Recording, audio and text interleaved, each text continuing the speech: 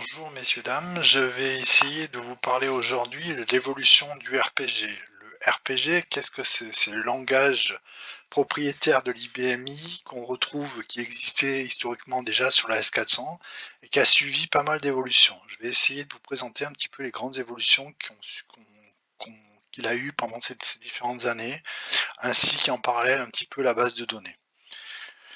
Donc le langage RPG, alors RPG déjà ça veut dire Report Program Generator, on s'en fout un petit peu. On remontera pas à l'origine du langage puisqu'il y a même un RPG 1 qui existait avant. On va se contenter de commencer au RPG 2 qui coïncide en termes de machine chez nous un petit peu avec l'environnement 36. Donc les caractéristiques du RPG 2, donc c'était des cartes fixes à 80 caractères. Ces cartes fixes, c'était simple, ça revenait des cartes perforées en fait. Donc on avait des noms de zone qui étaient courts, on avait que 6 caractères maximum pour indiquer un nom de zone. On avait possibilité d'avoir un cycle gap. Alors un cycle gap, c'est historiquement un mode de traitement batch qui permettait à un programme de lire un fichier du premier enregistrement au début au dernier enregistrement et en indiquant à chaque étape là où il en était par des indicateurs qu'il activait ou qu'il désactivait pour donner des informations sur des traitements à faire et à exécuter.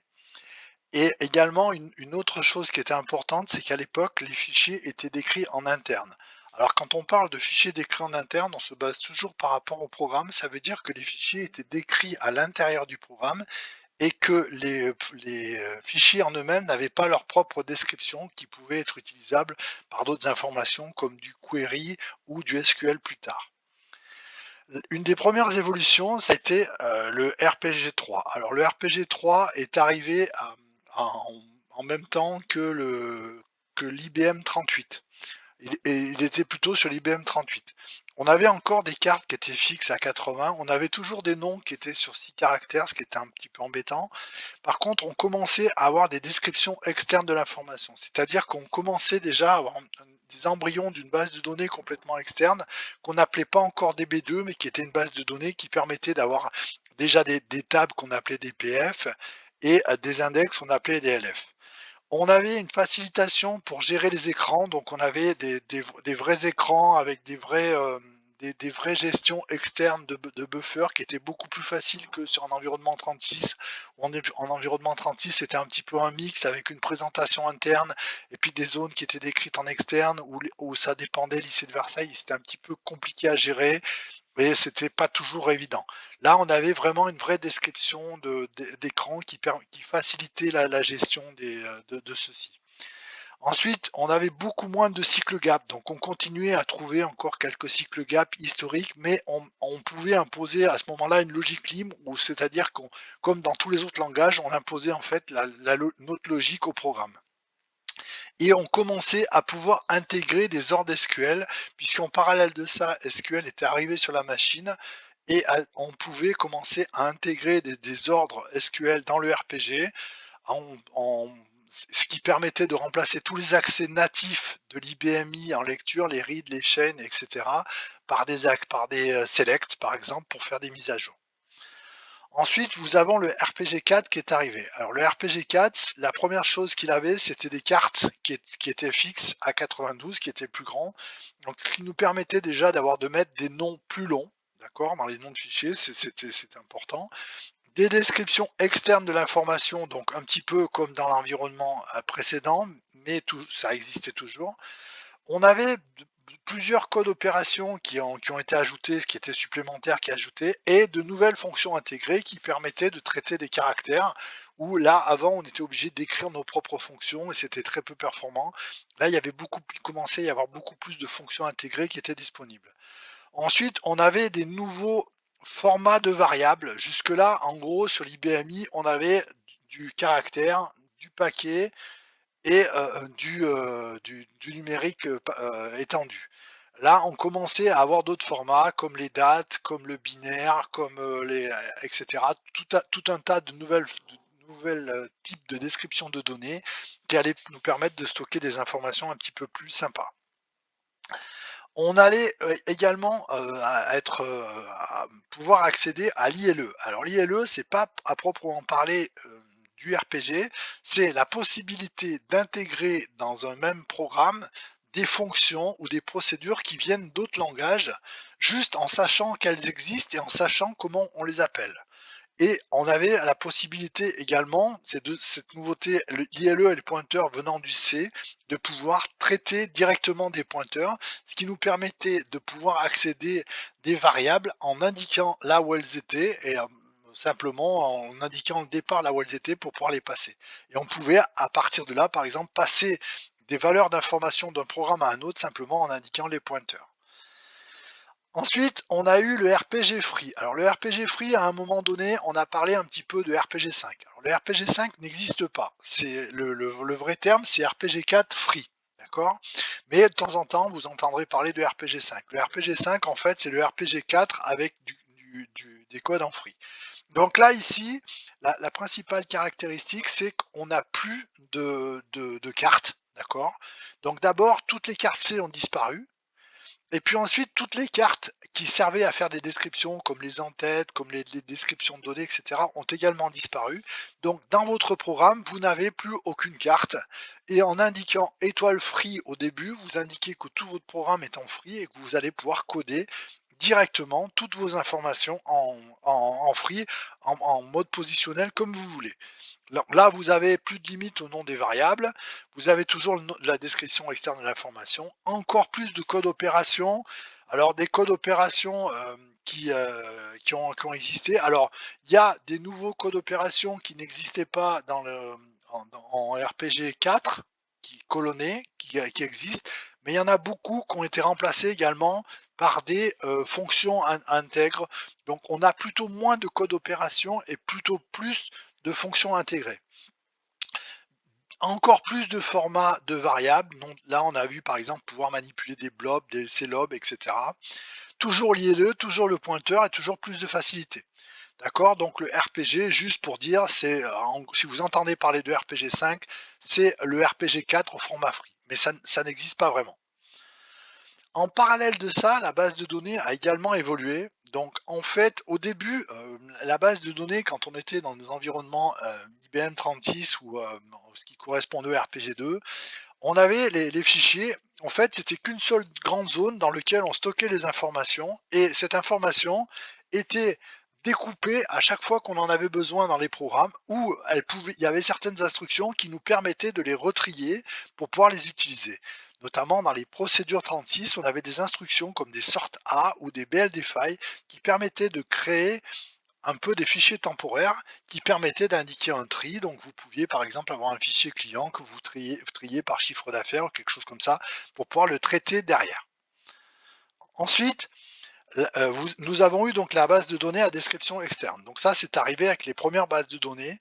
Et la particularité, c'est qu'on a eu un langage qui s'appelle DDS, Data Description Source, qui permettait de coder ces différents objets.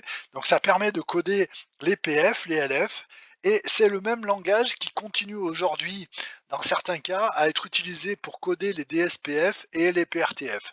C'est un langage relativement basique qui, lui, restera toujours en colonné, qui va nous servir à indiquer un map de présentation pour un écran ou pour un DSPF et qui originellement nous servait à décrire les fichiers PF et les fichiers LF.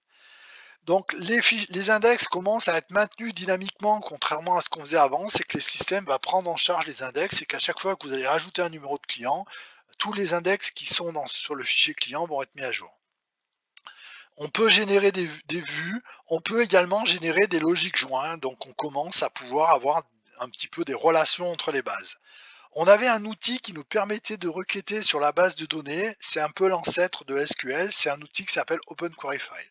Le principe de l'OpenQueryFile, c'était une requête qui préparait une ouverture de fichier et qui allait la donner à manger à votre programme. Et votre programme allait croire en accédant par cette ouverture, qu'il allait accéder à l'intégralité du fichier.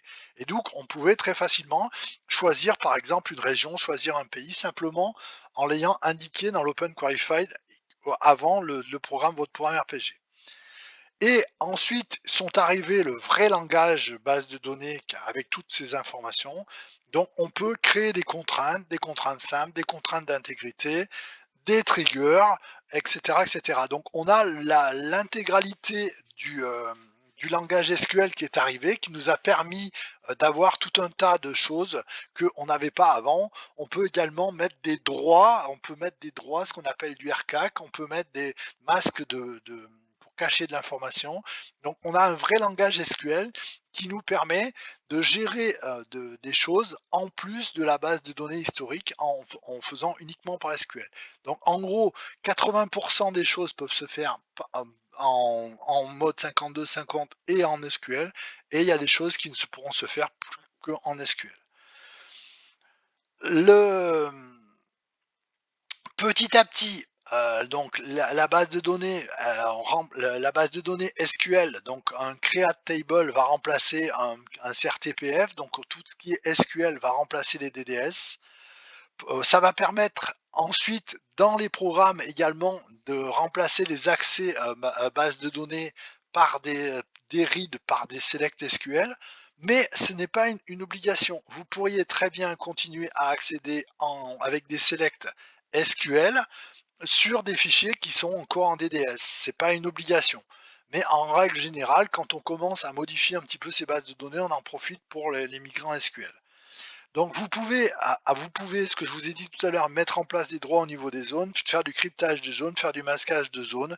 Et puis bien sûr, bah là on commence à avoir une vraie base de données avec un moteur SQL qui va permettre de gérer et d'optimiser les requêtes, de gérer du cache, etc. Et donc il y aura un vrai travail d'administration de base de données à faire en plus sur votre système. Je vais essayer de vous parler un petit peu maintenant des outils de traduction, parce qu'un des enjeux, c'est qu'aujourd'hui, on sait que le code, il est très vieillissant sur nos systèmes, et que ce qui pourrait être intéressant, c'est de leur mettre un petit coup de jeune. Comment leur mettre un petit coup de jeune? Eh ben, en essayant de moderniser un petit peu. Donc, une des premières choses que vous allez pouvoir faire, et celle-là, elle n'a pas de grand risque, c'est de convertir votre code qui est en RPG3 vers du RPG4. Alors, ça fait pas grand-chose, simplement, comme je vous l'ai indiqué, les codes sont un petit peu plus grands, c'est un petit peu plus long, et puis on verra qu'il y a deux, trois petites cartes qui ont été changées, comme certaines cartes I qui sont remplacées par des cartes D ou des choses comme ça, mais rien de bien marquant. Donc en fait, c'est une opération qui est facilement faisable et qui n'a pas un grand impact sur ce que vous allez faire. C'est pas, on dit c'est pas destructif. Si vous avez beaucoup de migrations à faire, vous avez intérêt à vous outiller. En fait, le CVT RPG SRC, il va faire deux choses. Il va faire trois choses. Il va convertir bien sûr votre source. En parallèle de ça, il va vous générer un spool de reporting de ce qu'il a fait et il va écrire dans un fichier une ligne avec l'enregistrement de ce qu'il a fait sur votre base de données. Donc ici, nous, on a écrit, parce qu'on en a fait beaucoup pour certains clients, un dashboard, ce qu'on appelle notre dashboard de traduction, qui nous permet de voir les traductions, comment elles se sont passées, etc., avec les erreurs. Donc là, par exemple, on voit qu'il y a un fichier qui n'a pas été traduit, parce que tout simplement, il devait manquer quelque chose, il faudra regarder la log dedans, le 40, ça doit vouloir dire. Alors si, en fait, c'est simplement que on a essayé de traduire un fichier qui était déjà en RPGLE, et un RPGLE, il se traduit pas en RPGLE parce qu'il est déjà en RPGLE, tout simplement. Donc, c'est un outil assez simple, vous pouvez l'utiliser directement, le CVT RPG SRC, vous n'êtes pas obligé d'avoir ça. Ça, c'est un confort, si vous en avez beaucoup à traduire, ça vous aidera, il y a des petites astuces dedans. Ensuite, donc dans le RPG4, ce qu'il faut comprendre, c'est qu'on a trois modes d'écriture. C'est ce que je vous disais tout à l'heure. Donc il y a le mode historique, c'est celui que le CVT RPG SRC va vous produire, c'est celui-là. Vous pouvez avoir un mode colonné étendu. Un mode colonné étendu, c'est un mode où on a des codes qui sont un petit peu plus grands. Par exemple, ici, on va dire eval, zone égale toto. Ça correspond à la même chose, d'accord? Simplement, on a indiqué ici que le code, c'était ça. En fait, c'est un eval. Et en troisième solution, on a le code free qui va être le standard aujourd'hui, c'est dire on mettra plus les présentations. Donc un code free se termine par un point virgule et juste on va indiquer. Et souvent le code opération va être facultatif. Donc là par exemple eval zone égale toto, on n'est pas obligé de le mettre. Et dans les nouvelles versions, on n'est même pas obligé de mettre free et unfree. Automatiquement, si on enchaîne des ordres qui sont en colonnés et des ordres qui ne le sont pas, le système se débrouillera, il n'y a pas besoin de le faire. Donc très souvent dans les programmes, vous trouverez du free et du hand-free, mais vous n'êtes pas obligé de le mettre. Donc déjà, ça veut dire que si vous avez migré du RPG 3 vers du RPG 4, vous pourrez intégrer des instructions qui seront par exemple en mode free à l'intérieur, puisque vous avez des modules que vous repliquerez ailleurs. C'est très souvent qu'on retrouve des langages qui sont des programmes qui ont été migrés au fil du temps, on appelle du blended, et qui à l'intérieur ont des instructions qui sont dans les 3 modes ou dans les 2 modes, ce qui permet de les faire évoluer. Aujourd'hui, le seul mode qui évolue bien sûr, c'est le free, d'accord? Il existe des outils alors qui améliorent le code comme UPD SRC. Alors lui, c'est un outil qui permet d'améliorer du code RPG4 pour le rendre plus lisible. En fait, il traduit de ce mode-là vers ce mode-là. Donc ça va le rendre un petit peu plus lisible, mais c'est pas forcément la panacée, mais ça permet déjà d'avoir une certaine lecture. Donc l'outil existe. C'est pas forcément ce qu'il faut faire. On verra qu'il vaut carrément mieux essayer d'aller vers du fruit, quitte à faire quelque chose. Ensuite, nous allons pouvoir essayer de traduire directement en free. Alors traduire directement en free, qu'est-ce qui se passe? Ben, on a plusieurs solutions pour faire de la conversion en free. Vous avez, donc si vous avez RDI, vous pouvez il y a un outil standard qui va vous permettre de convertir. Il est quand même assez limité. Il va L'intérêt, c'est qu'il permet de convertir directement quand on est dans la source. L'inconvénient, c'est qu'il ne sait traduire que les cartes C, quoi, les cartes d'instruction. Les cartes qui sont les cartes déclaratives, il les convertit mal. Ensuite, vous avez un convertisseur qu'on a mis en ligne sur le site de Volubis, qui est un code qui a été créé par Yamalan à l'époque et qu'on a récupéré une version qu'on a mis en ligne, qui est en vente libre, qui permet de convertir et de vous aider si vous n'avez pas d'outils pour convertir votre source en ligne.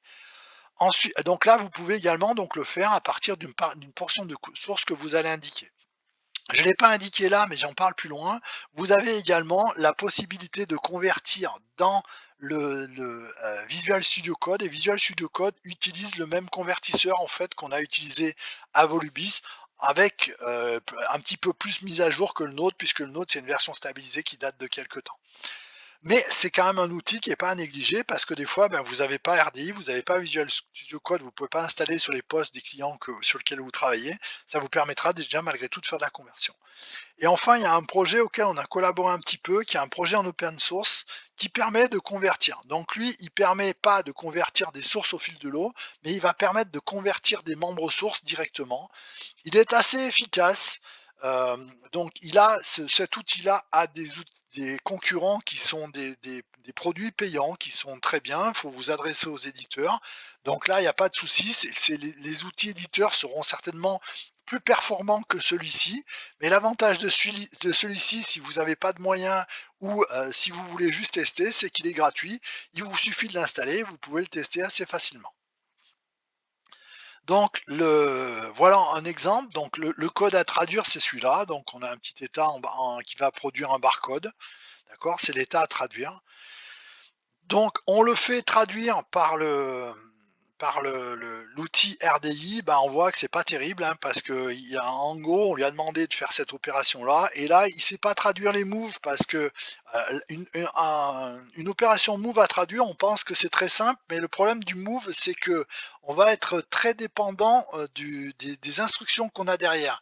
Autant un move en RPG4, il prenait une zone, il la mettait dans une zone, autant un move qu'on va remplacer par un val, il peut être différent. On a calculé une trentaine de traductions différentes pour un move par rapport à un eval. Donc là, en fait, il ne traduit pas ça parce qu'il ne sait pas comment il va le positionner dans la zone. Donc il ne le traduit pas. Et donc, en gros, techniquement, sur le code qu'on lui a présenté, RDI nous traduit que 2 instructions. Ces deux-là.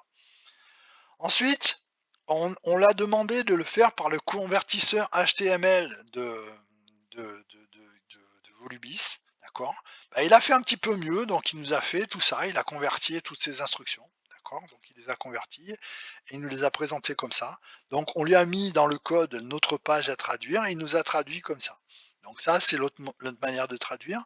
Ensuite, nous avons demandé à traduire par l'intermédiaire de l'outil qui est intégré donc Code4i. Alors il n'est pas vraiment intégré, c'est une autre extension qui a été faite par Brian J. Garland et qui est disponible donc dans Visual Studio Code. Elle s'installe, elle est gratuite et en fait vous faites un convertisseur ici, vous convertit le code. Mais là, même combat, il n'a pas tout converti. D'accord? Il n'a pas tout converti. À particularité, là, qu'il a quand même converti la déclaration du fichier. D'accord? Mais il convertit pas tout. Donc on voit qu'il n'y a pas forcément d'outils miracles qui permettent de le faire. Et enfin, le dernier outil, c'est celui qu'on a fait. Donc là, je lui ai demandé de me le traduire par un CVT RPG Free. Et derrière, il nous met tout un tas de choses. Donc il nous a traduit tout ce qu'il a pu traduire. Et en gros, cet outil-là, CVT RPG Free, sera très performant puisqu'il sait gérer les descriptions de zones, notamment ce qui est important au niveau des moves. Donc par contre, il faut bien qu'il ait les descriptions en ligne des fichiers à traduire, de manière à ce qu'il sache la description des zones pour savoir comment il doit les traduire. Ensuite, je me suis amusé un petit peu et j'ai fait différents essais sur de l'intelligence artificielle pour faire de la traduction. Il peut y avoir des choses assez intéressantes, notamment dans ChatGPT. Donc ChatGPT, alors ChatGPT, il y a plusieurs versions. La version historique, c'est celle que vous pouvez tester sur OpenAI, ou la nouvelle version qui est intégrée à Bing, donc l'outil de recherche de Microsoft. Donc vous recherchez dans Conversation. Elle est un petit peu plus récente et un petit peu plus au goût du jour. Mais vous voyez qu'il tente de faire quelque chose, il peut traduire du fruit. Alors encore, c'est pas au point, on est d'accord, c'est pas forcément la panacée, mais on voit quand même que l'outil sait comprend ce qu'on lui dit et sait faire des choses. Et notamment, bah, par exemple, on peut lui demander d'écrire des petits bouts de CL à ChatGPT, il sait faire, il sait se débrouiller pour faire ça. J'ai fait les mêmes tests sur Bard, qui est l'outil de Google, et Google, a priori, ne connaît pas du tout l'IBMI, puisque les traductions qu'il nous ont proposées, tout ce qu'il nous a proposé ne correspondait à rien du tout. Donc, si on doit faire une conclusion, le standard de développement aujourd'hui, c'est le RPG Full Free, d'accord, avec des accès SQL directement en base de données. Vous pouvez très facilement migrer le code RPG3 vers du RPG4 par l'instruction CVT RPG SRC. Il y a très peu d'impact.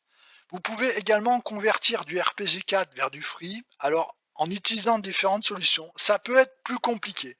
Certains codes n'ayant pas d'équivalence, par exemple un GoTo qui n'existe pas, ben, si vous devez le traduire dans du free, vous serez obligé de faire une partie à la main, ou certains outils qui sont très puissants le feront, mais par contre le code n'est pas forcément très lisible derrière.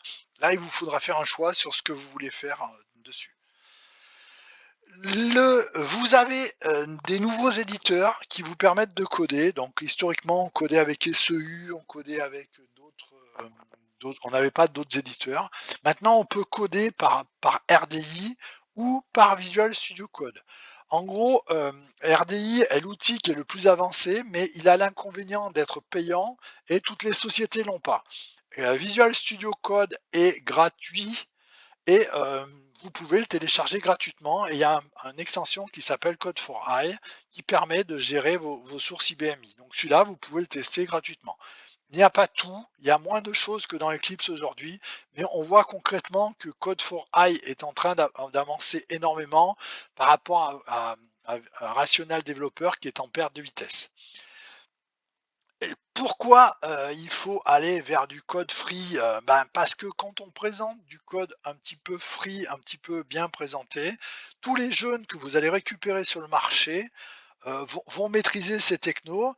Et quand un jeune, on lui présente du code qui est géré dans Visual Studio Code et qui est du code free, ben, ça lui fait pas plus de différence que si on devait lui présenter du C ou du PHP ou n'importe quel autre langage. Donc il faut vraiment impérativement aller vers ces technologies-là. Je conclurai également sur deux choses. C'est que toute amélioration est bonne à prendre. Ça veut dire que même si vous faites peu, c'est toujours mieux que rien. D'accord? Donc convertissez RPG3, convertissez RPG4, même sans faire rien d'autre chose. Ça permettra toujours de bénéficier d'autres choses, en sachant par exemple que de toute façon, quand vous exécutez un programme aujourd'hui sur l'IBMI, il est exécuté en environnement ILE et plus en OPM. Nous avons mis sur le site également une présentation, une information qui nous a été divulguée au cours d'une présentation qu'on a fait. Les Japonais, qui sont un petit peu plus comment dire, pragmatiques que nous, ont daté le moment où il y aurait de fortes pénuries, sur le monde de l'IBMI et eux, ils le datent et donc là, on a fait un décompte. Donc la date, c'est en mars 2026 et nous, on a un décompte sur notre site qui va nous permettre de dire à quel moment on va rentrer dans le rouge. Donc voilà un petit peu la présentation que je voulais vous faire. Donc le RPG évolue, n'hésitez pas à le faire évoluer. Il y a plein de sites avec des informations intéressantes où vous pouvez trouver, tout un tas d'informations pertinentes. N'hésitez pas à faire évoluer, mais faites-le évoluer. C'est très important pour la plateforme et pour tous les jeunes qu'on va intégrer demain et qu'on fait rentrer sur notre plateforme, de leur préparer le terrain. Merci de votre attention.